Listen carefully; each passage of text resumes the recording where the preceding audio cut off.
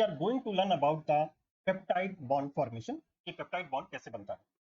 हमें पता है कि amino acid they are consider as the building block of protein. अगर मैं एक अमाइनो एसिड के स्ट्रक्चर की बात करूं तो अमाइनो का मतलब एक होता है उस पे अमाइनो ग्रुप एसिड, एक उसके पास होता है एसिडिक ग्रुप, ये अटैच होते हैं कार्बन से, कार्बन के पास एक हाइड्रोजन और एक होता है आर जिसको कहते हैं साइड चेन। तो बेसिकली एक अमाइनो एसिड का स्ट्रक्चर रिप्रेजेंट करता है।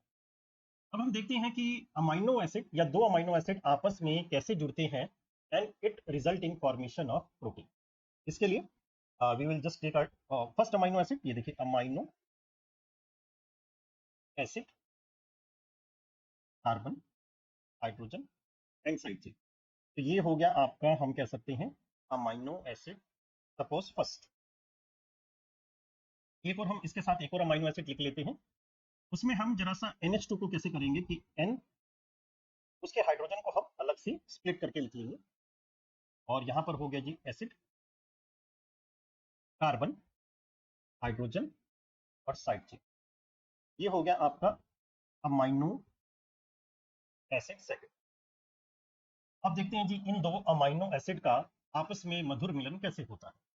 तो आप ये देखिए कि कार्बोक्सिलिक एसिड का हाइड्रोक्सिल ग्रुप और एडजेसेंट अमाइनो एसिड के NH2 का हाइड्रोजन, ये आपस में रिएक्ट करके वाटर मॉलिक्यूल के रूप में बाहर निकल जाते हैं।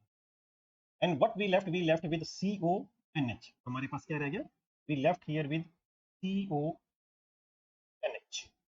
इस चीज के लिए।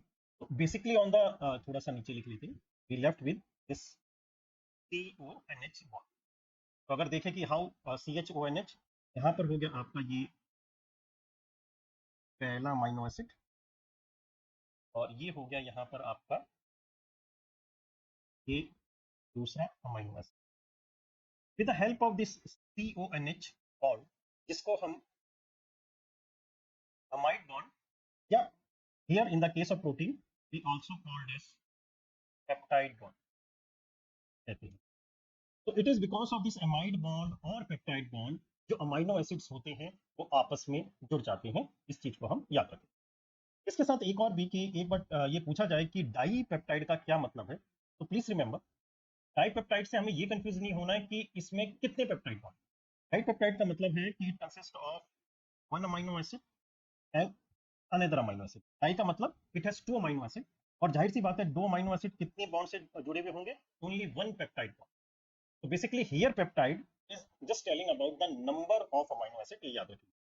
ट्राइपेप्टाइड का क्या मतलब हो गया जी, तीन अमाइनो एसिड। नेचुरली वो कितने से जुड़े होंगे, it has two peptide bond.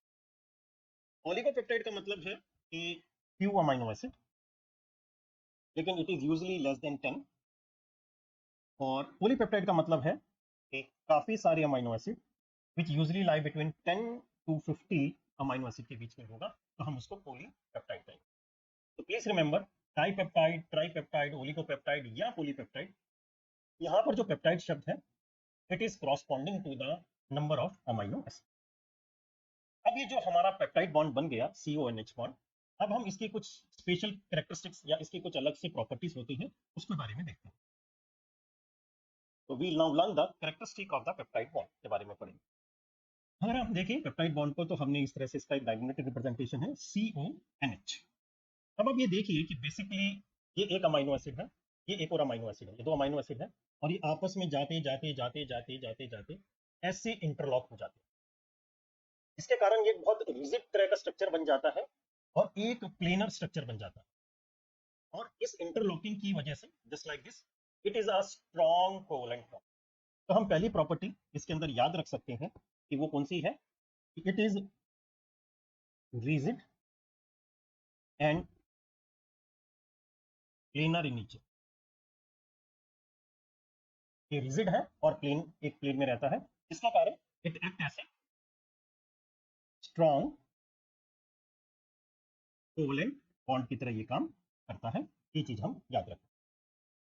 दूसरी प्रॉपर्टी अगर हम बात करें, अगर आप ये CONH स्ट्रक्चर को ध्यान से देखें तो यहां पर एक तरफ डबल बॉन्ड होगा, एक तरफ इसके पास सिंगल बॉन्ड होगा। तो हम कह सकते हैं कि basically the peptide bond is a partial double bond, ये हम याद रखेंगे। इसके पास ना तो पूरा सिंगल बॉन्ड है ना डबल बॉन्ड है, तो वी कैन रिमेंबर कि the peptide bond is a partial double bond इसके पास रहता है। तीसरा, अगर हम यहाँ पर सिर्फ सी और एन को देखें, C N in this bond, तो वी विल फाइंड कि ऑक्सीजन इसकी एक तरफ प्रेजेंट है और हाइड्रोजन इसकी दूसरी तरफ प्रेजेंट है। तो इसका मतलब जब दो चीजें एक दूसरे के विपरीत डायरेक्शन में प्रेजेंट होती हैं तो हम उसको कहते हैं ट्रांस नेचर। तो हम कह सकते हैं कि here the C N bond is trans in nature.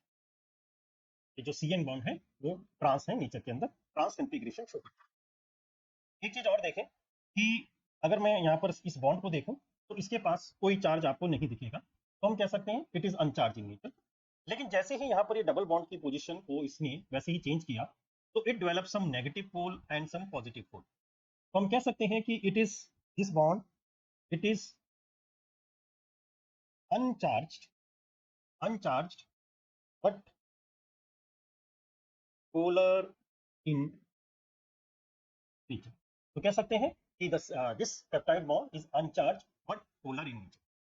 अब इसकी जो फिफ्थ प्रॉपर्टी है उसको समझिएगा कि अभी हम इसके बाद एक क्लासिफिकेशन को भी याद करेंगे, स्ट्रक्चरल क्लासिफिकेशन, जिसमें there is primary structure means एक स्ट्रेट लाइन में, सेकेंडरी स्ट्रक्चर मतलब वो कुछ फोल्ड हो गया तो उससे वो सेकेंडरी स्ट्रक्चर बन गया, टर्शरी स्ट्रक्चर का मतलब अब वो और फोल्ड होकर कंपैक्ट बन गया जिससे वो टर्शरी बन गया और आगे क्वार्टेनरी। तो अब ये क्वेश्चन आया कि जब ये हमारा पेप्टाइड बॉन्ड इतना रिजिड है, प्लेनर के अंदर है और एक ही प्लेन में रहता है, तो कैसे प्राइमरी स्ट्रक्चर सेकेंडरी स्ट्रक्चर में कन्वर्ट हो गया और कैसे सेकेंडरी स्ट्रक्चर आपका टर्शरी स्ट्रक्चर या आगे कन्वर्ट हो गया। तो इसका जो आंसर था वो एक इंडियन साइंटिस्ट रामाचंद्रन ने दिया। अब उन्होंने कहा कि सपोज आप ये मानिए जी ये तो आपका हो गया स्ट्रॉन्ग पेप्टाइड बॉन्ड जो एक प्लेन के अंदर है, लेकिन जो ये साइड में है, this side, this are the free side chain जो 360 डिग्री पे रोटेट हो सकती है। मतलब ये फ्री साइड चेन इसके ऊपर रोटेट होकर कहीं भी चली जाएगी और ये फ्री साइड चेन दूसरे की भी रोटेट होकर इसके ऊपर चली जाएगी। Because of this rotation of free side chain ये प्राइमरी स्ट्रक्चर सेकेंडरी में जा सकता है, सेकेंडरी स्ट्रक्चर टर्शरी में जा सकता है, और हम इसी फ्री साइड चेन को रोटेशन को कहते हैं Ramachandran free angle of rotation. तो इसका हम थर्ड लास्ट पॉइंट लिख सकते हैं कि the side chains are free to rotate on either side of peptide bond, and this free angle of rotation is known as Ramachandran's free angle of rotation। इसको और समझने के लिए आप ये डायग्राम देख सकते हैं कि सपोज ये तो हो गया CONH, तो ये तो आपका एक रिजिड एक प्लेन के अंदर एक चीज हो गई, और ऐसे ही एक CONH ये भी आपका रिजिड एक प्लेन के अंदर होगा।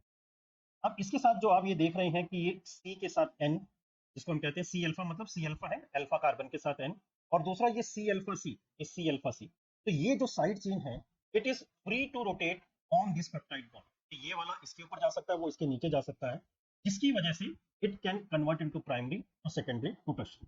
ये हमने लिखा हुआ भी है कि the backbone conformation of polypeptide is specified by the rotation angle और torsion angle which is C alpha N bond, जिसको हम फाई बॉन्ड, या C अल्फा C जिसको हम साई बॉन्ड भी कहते हैं, of each amino acid residue. तो कुल मिला के हम क्या क्या कैरेक्टरिस्टिक हमारी पेप्टाइड बॉन्ड की याद रख सकते हैं। पहला है जी ये it is rigid and planar in nature, so it shows a strong covalent bond. Second, it basically represent a partial double bond. इसमें जो CN बॉन्ड होता है वो ट्रांस कॉन्फ़िगरेशन शो करता है। It is अनचार्ज but polar in nature, और इसकी जो साइड चेन है they are free to rotate on the peptide bond and which is called as Ramachandran's free angle of. so this is बेटा all about the formation of peptide bond. और आखिर में कुछ आपके लिए कि अंदाजे से ना नापिए, अंदाजे से न नापिए किसी इंसान की हस्ती, अरे ठहरे हुए दरिया ही अक्सर गहरे हुआ करते। Thanks for your kind attention.